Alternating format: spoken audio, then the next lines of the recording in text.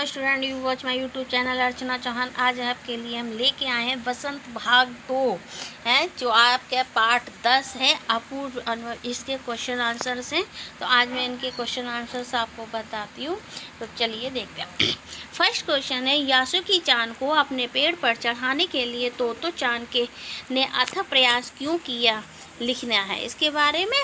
तो यासुकी चान को पोलियो था, इसलिए वह ना तो किसी पेड़ पर चढ़ पाता था और ना ही किसी पेड़ को निजी संपत्ति मानता था।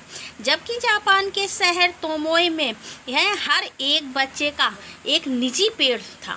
तो चान जानती थी कि यासुकी चान आम बालक की तरह पेड़ पर चढ़ने के लिए इच्छुक है, अतः उसकी इसी इच्छा को पूरा करने के लिए तो चान ने यासुकी चान को पेड़ पर चढ़ाने के लिए अथक प्रयास किए।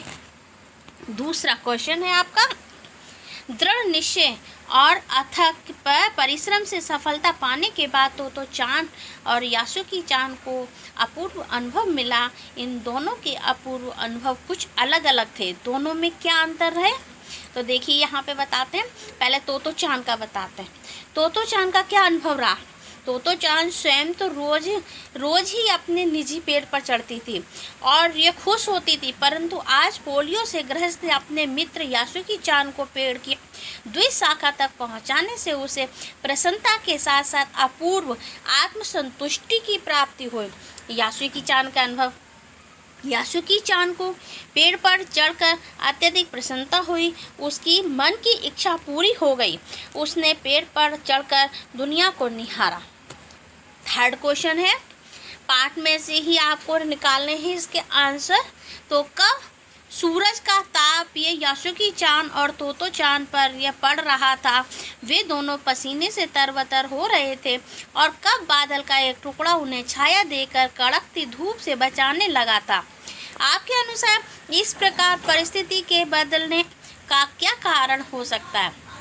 अब देखिए, सूरज का ताप उन पर ये तब पड़ रहा था जब तो चान और यासुकी चान एक तिपाई सीढ़ी के द्वारा पेड़ की द्विशाखा तक पहुंच रहे थे। बादल का टुकड़ा बीच बीच में छाया करके उनकी कड़कती धूप से बचा रहा था, जब तो चान अपनी पूरी ताकत से यासुकी चान को पेड़ की ओर खींच रही थी। इस प्रकार परिस्थिति बदलने का कारण मेरे अनुसार दोनों मित्रों के प्रति प्रकृति की सहृदयता थी। प्रकृति भी चाहती थी कि दोनों बच्चे अपने अपने प्रयास में सफल हों। क्वेश्चन 4 देखिए, यासुकी चान को पेड़ पर चढ़ने का यह अंतिम मौका था। इस अधूरे बाग को पूरा करना है। तो लिखकर यहाँ पर लेखिका ने ऐसा क्यों लिखा है। लेखिका ने ऐसा इसलिए लिखा होगा क्योंकि एक तो यासुकी चान पोलियो से पीड़ित था और वह स्वयं पेड़ पर चढ़ने में असमर्थ था। दूसरा, तो चान बहुत जोखिम उठाकर अपने माता पिता को बिना बताए उसे पेड़ पर चढ़ा पाई थी, परंतु शायद वह दोबारा ऐसा कभी ना कर पाती। अब आपका पाठ से आगे के क्वेश्चन से कुछ। तो चान ने अपनी योजना को बड़ों से इसलिए छिपा लिया कि उसमें जोखिम था।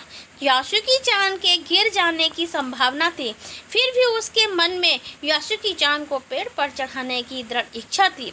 ऐसी दृढ़ इच्छाएं बुद्धि और कठोर परिश्रम से अवश्य ही पूरी हो जाती हैं। आप किस तरह की सफलता के लिए तीव्र इच्छा और बुद्धि का प्रयोग कर कठोर परिश्रम करना चाहते हैं।